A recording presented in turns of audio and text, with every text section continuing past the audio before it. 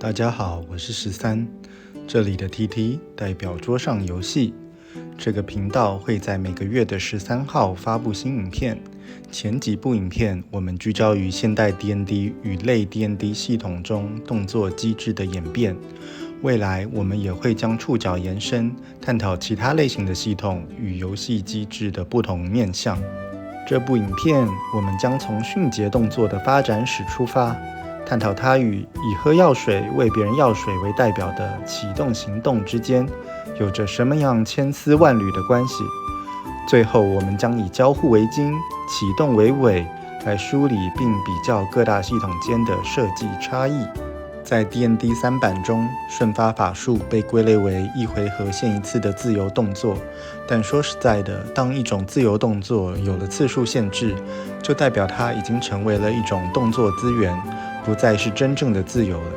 随着后续扩充规则的推出，这类受限自由动作的使用范围逐渐扩大，并在 3.5 版后期正式定名为迅捷动作。不过在这个时期，喝药水依然是一个标准动作，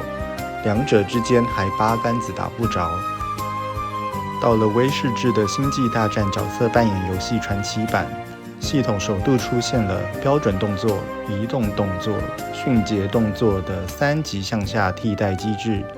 迅捷动作正式确立为第3级动作，这也成为了后来 D&D 4版的先声。同时，这也是启动物品首度被归类为迅捷动作的时期。然而，由于该系统背景中不存在药水这类魔法物品，这时期的启动在游戏中的地位与其他奇幻系统并不相同。或许正因如此，在动作经济的价值上，它罕见地低于需要消耗移动动作的交互。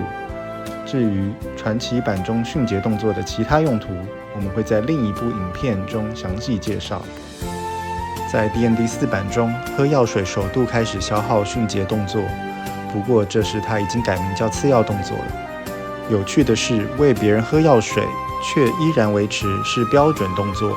由此可见，4版只有部分机制受到了星战传奇版的影响。而在后来的第13纪元、D&D 5版以及 Tales of the Valiant 中，喝药水又再度回归了标准动作的行列。D&D 5版家族的附赠动作可以看作是 3.5 版迅捷动作的复活，它无法用标准动作向下替代，且原本也与启动行动无关。但到了 Draw Steel 的机动动作，历史再次重演，系统不但产生了新的主要动作、机动动作向下替代机制，启动也被贬值为第2级的机动动作。而 D&D 5.5 版则像是一个过渡阶段，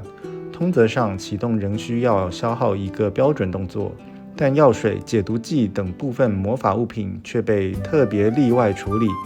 改为使用附赠动作。现在让我们将目光转向行动点系统。Mutants and Masterminds 1版似乎不存在明确的启动概念，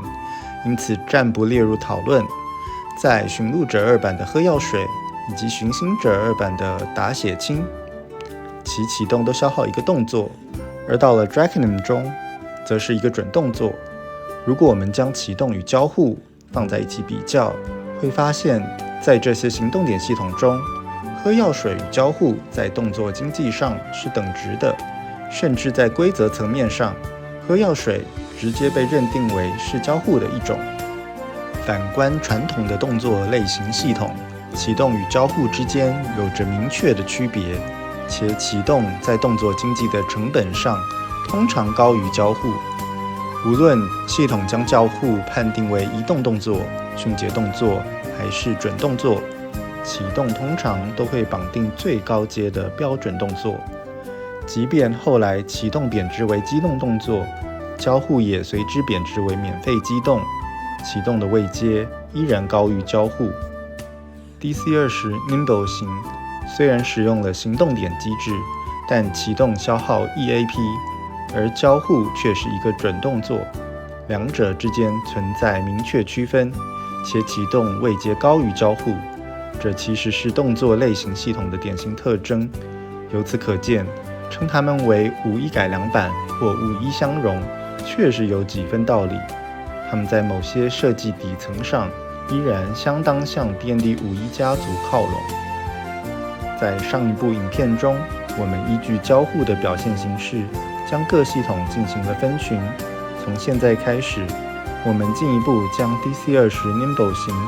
与 Draconum 型拆分为2个不同的家族，让总数来到了8个。未来我们将会看到这2个家族在许多机制面上都有着截然不同的表现。如果你喜欢这类的主题，请订阅、按赞、支持我的 Patreon。我们下部影片见！祝你所有的团旗都顺心。